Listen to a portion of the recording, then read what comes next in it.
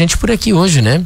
Vai estar conosco também por aqui o professor Malcom Gustavo Tonini, está também a professora Nádia Silveira e alguns personagens da história do Brasil, ó.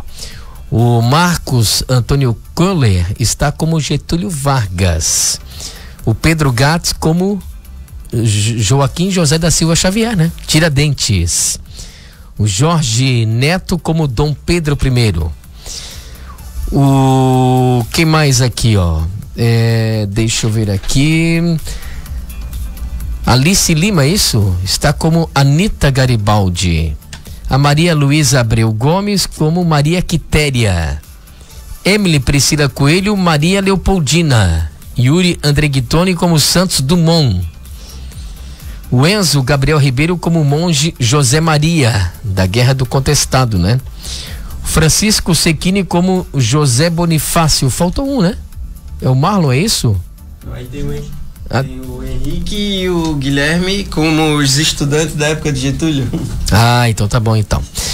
Professor Malcom Gustavo Tonini, nós tivemos então aí recentemente no último sábado, né, o Dia da Independência, tem toda aquela semana de comemorações em relação ao civismo aqui no Brasil, enfim, tem toda essa questão aí de comemoração. Gostaria que você fizesse a introdução então desse trabalho que foi feito com a turma aí do ensino fundamental. Que série que é? Essa é... Todos os oitavos, né? Todos os oitavos. Oitavo ano então do ensino fundamental da Patrícia Teixeira Brasil. Bom dia. Bom dia, Juliano, bom dia aos ouvintes da Super. Então, na semana passada, em alusão ali à independência do Brasil, a gente fez um teatro lá na Escola Patrício, para então trazer algo um pouquinho diferente do que realmente se traz nessas homenagens cívicas. A gente trouxe a história por trás da homenagem cívica, né? Sim. Então, todos esses personagens que estão aqui, eles têm relação em alguma parte, em alguma homenagem que foi feita ao longo da história do Brasil, mas a ideia nossa era mostrar primeiro para as crianças, né? E depois a gente acabou publicizando isso pelas páginas da rede social da escola e da minha, para mostrar como que essas homenagens cívicas viraram tradição dentro das escolas, porque isso tem que ter uma origem, né? Com certeza. E como que virou tradição nas escolas? Por qual motivo? Então, o protagonista dessa história tá aqui do meu lado, né? Getúlio Vargas. Então, quando ele se tornou presidente depois da Revolução de 30, ele trouxe o nacionalismo como bandeira, né? E nada mais associado ao nacionalismo como os heróis da pátria, né? Então vem com essa história de patriotismo, vem aqueles que lutaram pelo nosso país, né? Então Getúlio, ele teve esse cuidado de, ao longo da sua trajetória ali, né, de 1930 até 1945, ele deixa isso muito bem fixado dentro das escolas.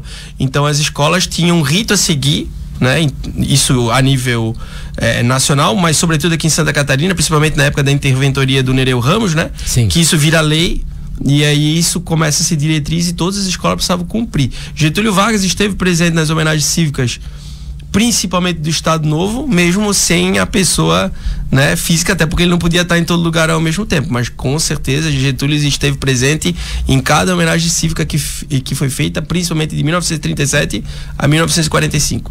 Certamente naquela oportunidade, nesse período, todas as escolas tinham no mínimo uma foto de Getúlio Vargas. Uma foto de Getúlio Vargas, cadê a foto aqui? Tá aqui a foto aí, ó, então, ó. Aí, ó. Deixa eu mostrar aqui, peraí.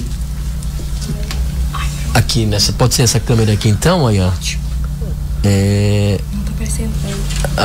Vamos, coloca aqui nessa aqui, tem uma. Isso aqui, ó. Essa aqui então, ó, tá aparecendo então. Essa era a foto tradicional então do Getúlio Vargas, né? Quem viveu esse tempo provavelmente deve estar assistindo, vai se lembrar desses momentos, né?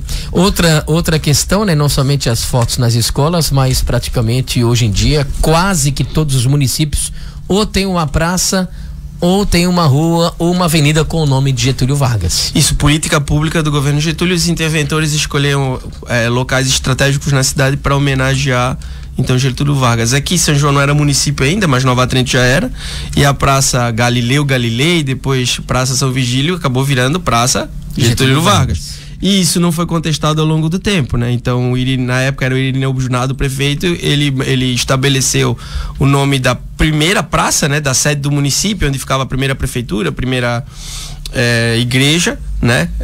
Da paróquia. E aí, com a passagem da igreja, né? Quando eles desmancham a primeira igreja, né, que ficava ali próximo não, na própria praça ali, né, que seria hoje a Praça Getúlio Vargas, e a prefeitura também que ficava aí. Quando isso foi desmanchado, foi levado então para onde é a atual sede do município. O nome São Virgílio foi carregado junto, né? E aí o povo não contestou isso ao longo do tempo, isso acabou ficando. E assim aconteceu pelo Brasil afora. Então, São João tem uma rua, Getúlio Vargas. Isso, que é provavelmente, né? foi escolhida porque era principal no tempo que o nosso território aqui de São João Batista pertencia a Tijucas. Agora, Malco, eu gostaria que você colocasse todos esses personagens aqui para estar falando um pouquinho da responsabilidade, da importância de cada um deles durante toda essa história aí do Brasil. Bom, então assim, ó, a gente vai... O Getúlio pode falar um pouquinho primeiro, né? O Marco Antônio aqui que está fazendo Getúlio, falar um pouquinho dessa impressão que ele teve, né? De como era feito isso e como ele teve poder de escolha para pensar quem será o herói da República, Tiradentes ou Dom Pedro I, né? Quem eu escolherei primeiro? E depois como ele acaba virando protagonismo dessa história, porque na escolha de Getúlio, Tiradentes, que foi militar, era o preferido, mas tem um motivo, né, Marco? Bom dia. Eu quero dizer que nem o seu Malco disse, né? Getúlio Vargas, ele chegou no começo, lá em 1930, após a Revolução, né? E assim, ele ficou 15 anos, né? Na sua presidência. Os primeiros 15 anos, né? Como, no caso, presidente não eleito, né? Sim, porque o povo não tinha elegido ele, mas ele ficou 15 anos, né? Comandando o Brasil ali. E com o passar dos anos, em 1937, ele dá um golpe, né? O golpe que ele instaura o Estado Novo, o regime ditatorial. E com o tempo ele vai, como ele ficou esses 15 anos, passados 7 anos ele deu esse golpe. Em 1943, ele cria a CLT, que é a Consolidação das Leis de Trabalho, um marco nos direitos trabalhistas. Deixa eu explicar melhor aqui. O Marco falou um pouquinho da trajetória do Getúlio, mas onde Getúlio entra nessa história do herói nacional, né? Então, claro, ele criou a homenagem cívica, então ele levou isso para as escolas, isso virou lei, todo mundo tinha que cumprir, mas ele escolheu o Tiradentes por um motivo, né? Dom Pedro I era o herói da monarquia, então ele não era republicano como Getúlio, né? Apesar de Getúlio ter sido ditador, mas a bandeira dele sempre foi a república, né? E certamente na cabeça do Getúlio Vargas tinha que acabar, entre aspas, com o herói monárquico. Com o herói monárquico, né? Na verdade foi um troco, né? Porque depois o Tiradentes vai contar para nós o que fizeram com o lugar de onde ele foi martirizado lá no Rio de Janeiro. Eu vou deixar isso depois pro Pedro falar. Mas voltando aqui à questão do Getúlio, o Dom Pedro I, teoricamente, seria o herói nacional, que fez até o hino da independência, aquela coisa toda, né? Que todo mundo já sabe, o grito de Ipiranga, que a gente repete todos os anos no 7 de setembro. Mas Getúlio percebeu que Tiradentes, né, era militar. E era um militar que, teoricamente, queria criar uma república dentro do Brasil, que era, no caso, Minas Gerais, né? Naquele tempo ainda nós não tínhamos aqui no Brasil essa noção de nação, né? Só que o Getúlio percebeu isso, mas também percebeu que o dia 21 de abril, que é o dia que a gente tem o feriado Tiradentes, era um dia importante para ele também, porque ele faz aniversário no dia 19 de abril. Então, Getúlio Vargas era comemorado nas escolas, nas costas do dia Tiradentes, né? Inclusive os feriados nacionais, os principais, né? Se resumiam-se a 7 naquele tempo. Ele escolheu os feriados históricos, né? Não os católicos, os históricos. Ele fez questão de manter o feriado Tiradentes. Ele podia ter excluído, né? Mas ele manteve. Por quê? Porque era um dia que deveria ser comemorado a figura do chefe político da nação, que era ele. E quem definiu o feriado de Tiradentes foi? Foi ele. Foi ele. Ele escolheu o 7 de setembro, 15 de novembro, a proclamação da República, e depois ele vai uma figura heróica. Isso, ele vai utilizar o Tiradentes para se autopromover dentro das homenagens. Vou passar aqui pro Pedro para falar um pouquinho dessa história do Tiradentes, né? Como que ele acaba sendo apagado primeiro pela memória do Dom Pedro, mas depois como ele volta na época de Getúlio para ser o herói nacional. Bom dia a todos, eu vou falar um pouquinho do início, o que foi Tiradentes. Tiradentes foi um soldado militar político que tentou um dia fazer uma república em Minas Gerais pelo motivo que a coroa portuguesa taxava muitos impostos e Tiradentes queria fazer uma república em Minas Gerais, ou seja, um novo país com novas regras.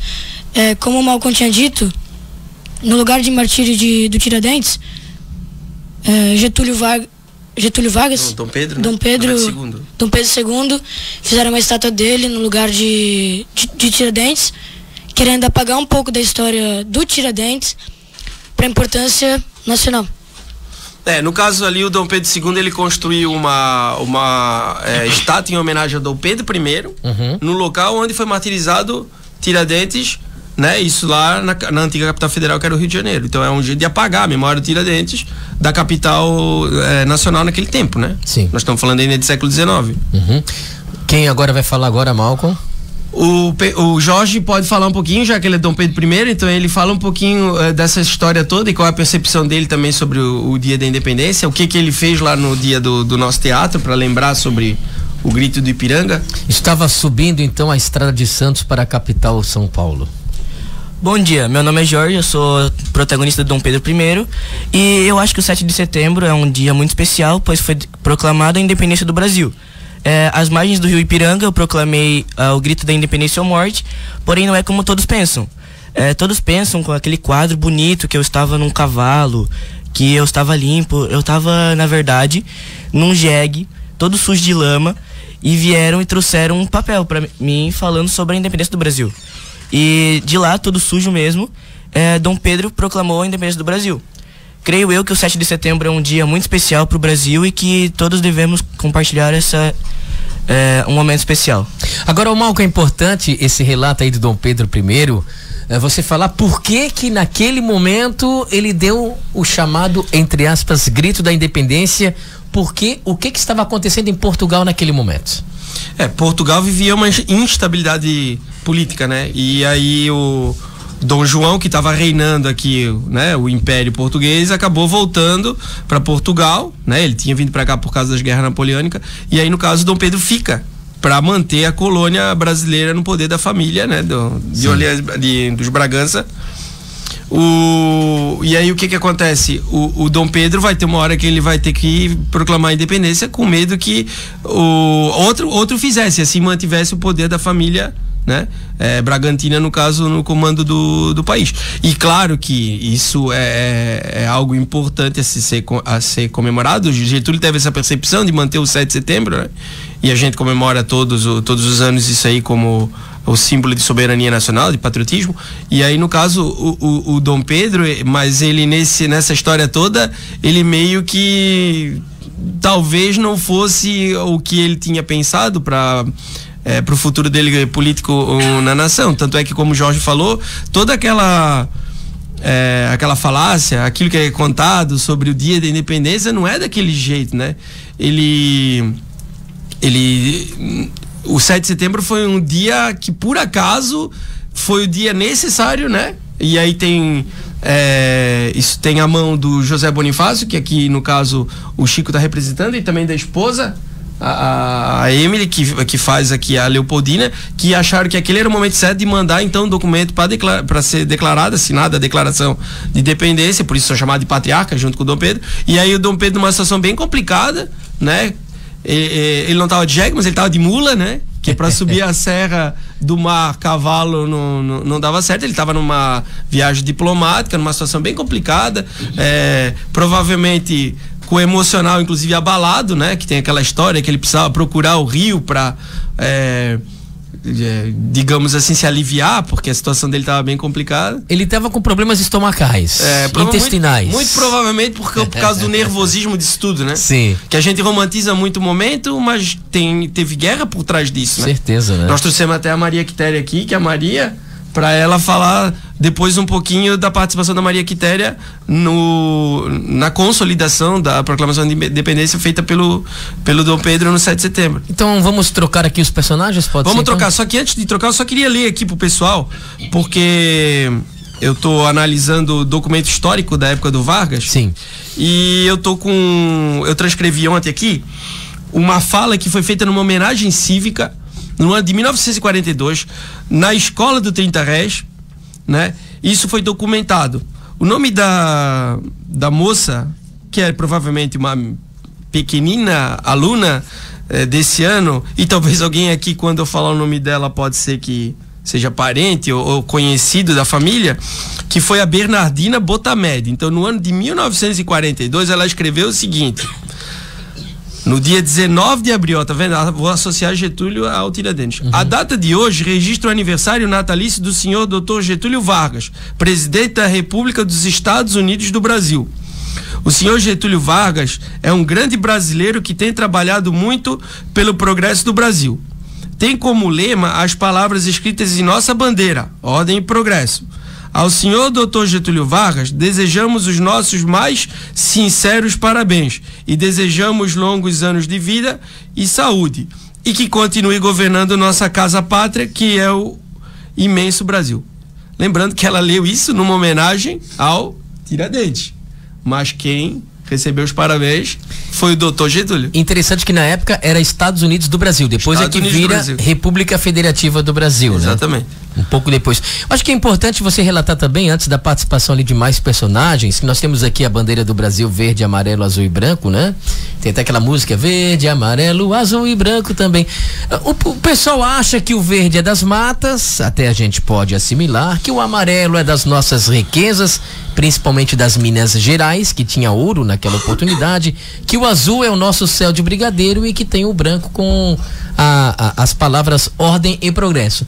Mas as cores oficialmente não tem nada a ver com isso. A nossa bandeira, ela está ligada diretamente ao Dom Pedro I, né? Então, como a cor verde e amarela foi mantida da bandeira imperial, que foi instaurada pelo governo de Dom Pedro, nós temos o verde representando justamente a família dos Bragança, né? De Portugal.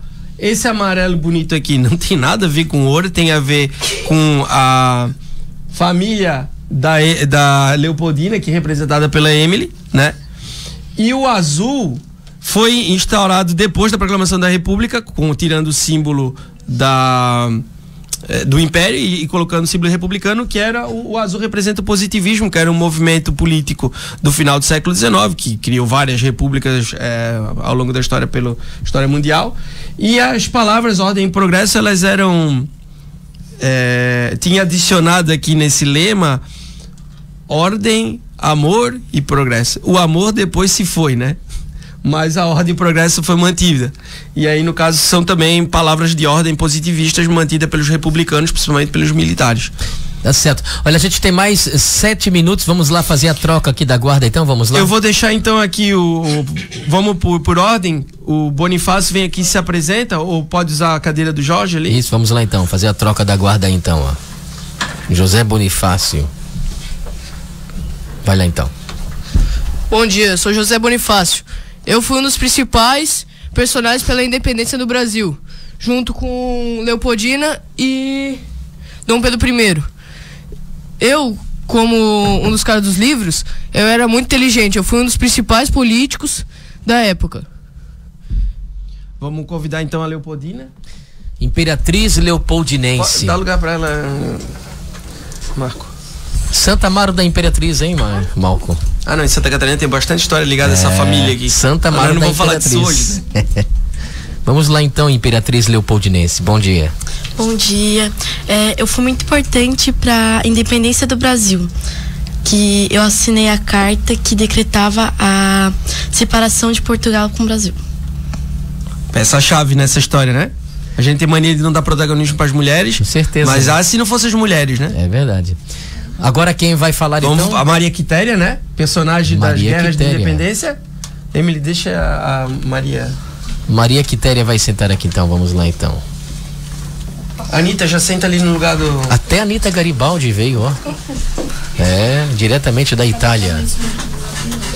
Santos Dumont, senta aqui do lado, no lugar do Pedro aqui um pouquinho. Santos Dumont trouxe o relógio de pulso, trouxe, né? Exatamente. Vamos lá então, Malcolm, coloque aí os novos personagens para falar. Então, Maria Quitéria te apresenta, fala qual a tua importância, né, nessa história toda. Bom dia, fui Maria Quitéria. A história dela é o seguinte, foi porque quando Dom Pedro I proclamou a independência, tinha tropas portuguesas lá na Bahia. E ela era uma mulher que morava lá na Bahia.